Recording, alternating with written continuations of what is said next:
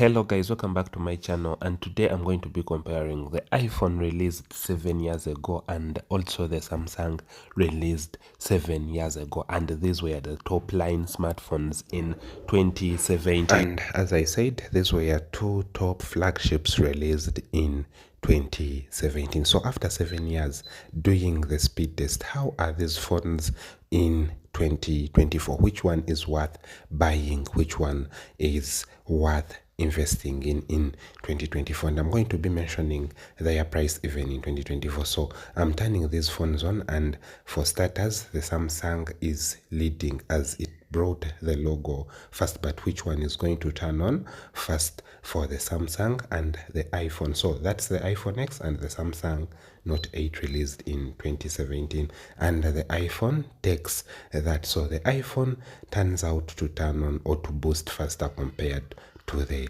Samsung. And I'm going to be doing basic speed tests. I'm going to be doing basic speed tests. I'm going to be trying out YouTube and other different apps on these two phones. And for starters, when I'm scrolling, the iPhone feels slower compared to the Samsung. The Samsung feels very snappy, and I've connected these two phones on the same Wi-Fi to level the field. So, and if I'm scrolling, the Samsung feels snappy and faster compared to the iPhone, but the iPhone feels smoother. This is because the iPhone has low refresh rates compared to the Samsung. So if I'm to open the settings app, as you see, they all do it in the same time range, but the Samsung feels snappier compared to the iPhone, and the iPhone feels smooth. So let me turn on the navigation bar so that they are all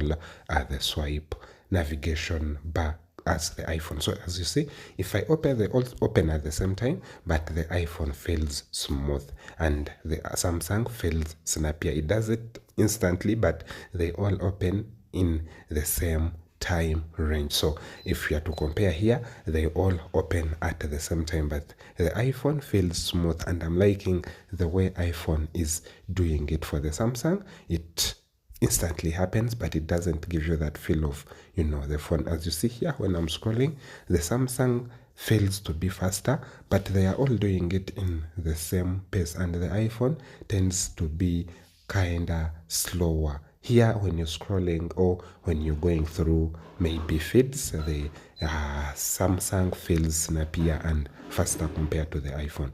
When I'm to open YouTube, here Samsung did it fast, but when I went on to open these apps further, the iPhone tended to, come on top. As you know, one thing iPhone beats Samsung phones, iPhone's hardware is built to, or the software of the iPhone is built to utilize its hardware regardless of the years. So as you know, iPhones make their own software, and their software is meant to run with their hardware smoothly. As you see here, when I did it next, the iPhone, did open faster compared to the Samsung, and the iPhone feels smooth while doing it, and it's consistent. For the Samsung, it might run faster now and later it runs slow, but for the iPhone, it's consistent.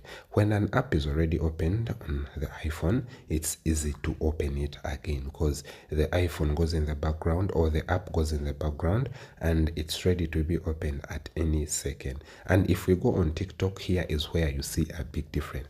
iPhone opens faster compared to the Samsung, and this is because a TikTok for iPhone or TikTok made for iPhone is not the same as TikTok made for Samsung, because for Android phones they make one app that will be compatible with all Android phones, different operating systems. I mean, like Android 9, Android 8, they make one app that will go for all those phones. But for iPhones, it's specifically made for iPhones. And as you see here, and for example, like pictures or videos taken on TikTok are better compared to those taken on Samsung.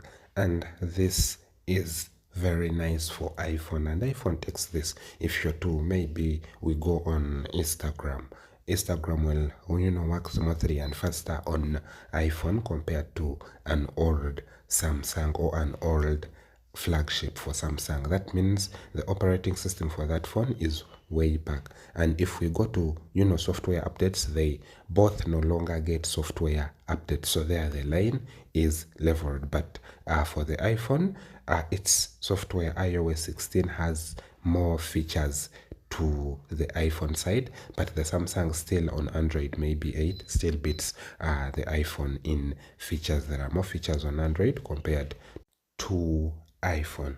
And if we go to stock apps made specifically for Samsung or iPhone, they all open in the same time. For example, Samsung Internet and the Safari for iPhone, they all open in the same internet, and the speeds are typically the same. The speeds are typically the same, but for design, iPhone takes this. iPhone looks more futuristic compared to the Samsung Note 8, which were released in the same year.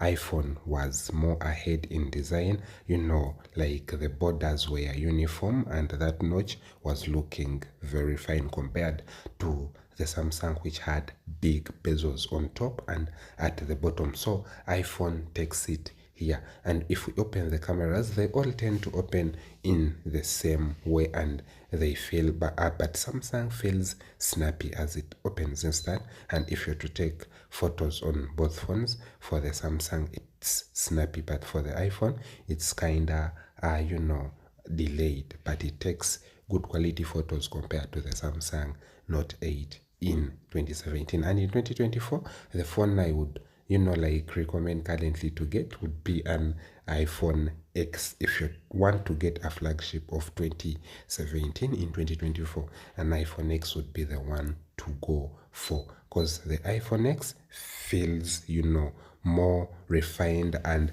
performs well as those flagships in 2024. The design is on point, because the design for the iPhone X went on until iPhone 13 Pro Max, which is one of the best flagships even in 2024, and that gives it a bonus point. The screen has very small borders, and it looks very nice and pleasing while using it compared to the Samsung. When you compare the Samsung to the iPhone, design wise, the iPhone is going to take it. The glass back at the iPhone looks very nice and shiny. So these two phones, the iPhone takes it. Speed wise, the iPhone is a little bit faster compared to the Samsung if you're to compare apps specifically built for iPhone, and here the iPhone takes it. Thanks for watching. See you on the next one.